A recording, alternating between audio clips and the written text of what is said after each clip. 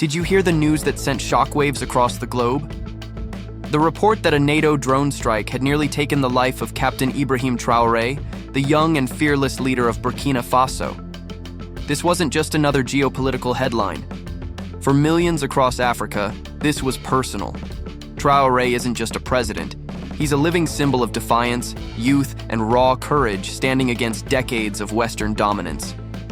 The news spread like wildfire, first whispered on local radio, then splashed across international outlets. According to eyewitnesses, the strike targeted a convoy moving along a remote road just outside Ouagadougou. The intention seemed clear: to eliminate Traoré before his growing influence could shift the balance of power across the entire region. But fate, it seems, had other plans. Moments before impact, his vehicle had reportedly diverted its route, avoiding the explosion by mere seconds. When the dust settled, what was meant to end his journey became a defining chapter in it. Inside Burkina Faso, people didn't react with fear. They erupted in pride. Streets filled with chants of his name, not just because he survived, but because he represented something unbreakable, a reminder that Africa's sons will no longer bow to those who treat their lands like a chessboard. For Traoré, survival wasn't the victory. It was a signal. Within hours, he appeared before his people. He wasn't hiding. He wasn't shaken. He stood firm with that same steady gaze the world has come to recognize. He spoke with calm determination, reminding everyone that Burkina Faso's fight wasn't against one nation or one alliance, but against an entire system that thrives on keeping Africa divided, poor, and dependent. His words weren't rehearsed or wrapped in political jargon. They came from the fire of a soldier who had watched his country bleed. "They can try to silence us," he said, his voice echoing through the capital. "But our spirit will never fall. We are the children of Africa. We do not surrender." Those words sent chills down the spine of everyone who heard them. Across Africa, leaders who once stayed quiet began to speak up. In Mali, Niger, and Guinea, people saw Traoré's survival as proof that a new generation of African leaders was rising. Leaders not controlled by foreign powers, not begging for aid, but demanding respect. Western media tried to spin the story, questioning whether the strike was real or just an accident. But deep down, the message was clear. Traoré's life had become too powerful, his voice too loud, and his influence too contagious for those who wanted to keep Africa under their thumb. Behind closed doors, diplomats scrambled. The West had underestimated him. They saw him as a temporary revolutionary, young, emotional, impulsive. But they were wrong. What they failed to see was that Traoré wasn't just leading Burkina Faso, he was awakening an entire continent. The failed drone strike didn't just miss its target, it backfired spectacularly. In the days that followed, Burkina Faso's alliances deepened with countries that shared its anti-imperialist vision. New defense deals were signed. New trade routes were discussed. And while Western analysts warned of growing instability, the people on the ground felt something entirely different. They felt hope. In rural villages, elders spoke his name like a prayer.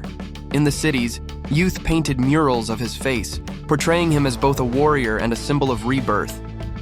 To them, he wasn't just surviving, he was rewriting history in real time. That brush with death made him more human to his people, yet more legendary in the eyes of his enemies. Traoré never asked for fame.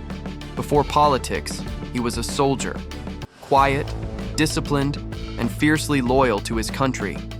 He spent years watching his homeland suffer under the weight of foreign partnerships that extracted its wealth while feeding it empty promises. When he took power, many doubted him. He was too young, they said, too inexperienced. But with each move, each decision, he proved that his youth was his greatest strength. And when that drone strike came for him, it only proved one thing: they feared him. Because he wasn't playing by their rules. He wasn't negotiating for scraps or seeking approval from foreign capitals. He was building something they couldn't control: unity. After the attack, Traoré made a quiet visit to the families of the soldiers who had died that day. There were no cameras, no political show, just a man paying respect to those who stood beside him. Witnesses described the scene as deeply emotional. Him sitting with grieving mothers, listening silently, placing his hand on their shoulders in comfort. That moment captured who he really is. Beneath the strength and the fire, there's deep empathy. He is a leader who still remembers what it means to be a soldier on the ground. The world saw his survival as luck, but his people saw it as destiny. They believed that the ancestors had shielded him, that the spirit of Thomas Sankara, the revolutionary Burkina Faso hero, had once again risen through him. And maybe, in some way, they were right. Because from that day forward, Traoré's tone changed. He became even bolder, even clearer in his message. He began openly challenging foreign interference, rejecting aid that came with strings attached, and pushing for African unity like never before. He called on African nations to rise, to trade with each other, to defend each other, and to stop waiting for permission from those who had exploited them for centuries. The drone strike that was meant to silence him instead became the very spark that fueled his mission. The world started to pay closer attention. Western officials labeled him as dangerous. African youth called him the lion. But even those who disagreed with his politics couldn't deny one truth. He had captured the imagination of a generation. Across the continent, a movement began to take shape, one that didn't revolve around a single leader, but around a shared belief. Africa can and will stand on its own. In every classroom, every protest, every village square, people began to repeat the same words: freedom, pride, sovereignty. Traoré's survival wasn't just a political event, it was a story of resilience, of a man who refused to kneel even when the world's most powerful alliance aimed its weapons at him. And though he has never claimed to be a hero, history might just remember him as one. Because sometimes, surviving isn't just about luck, it's about purpose. And in that narrow escape, Ibrahim Traoré didn't just cheat death. He gave life to a revolution that no bomb could ever destroy. If you felt the power in this story and believe in a stronger, prouder Africa, then hit that subscribe button and join our community. Your support helps us bring more untold stories like this to light. Don't forget to like, comment with your thoughts, and share this video.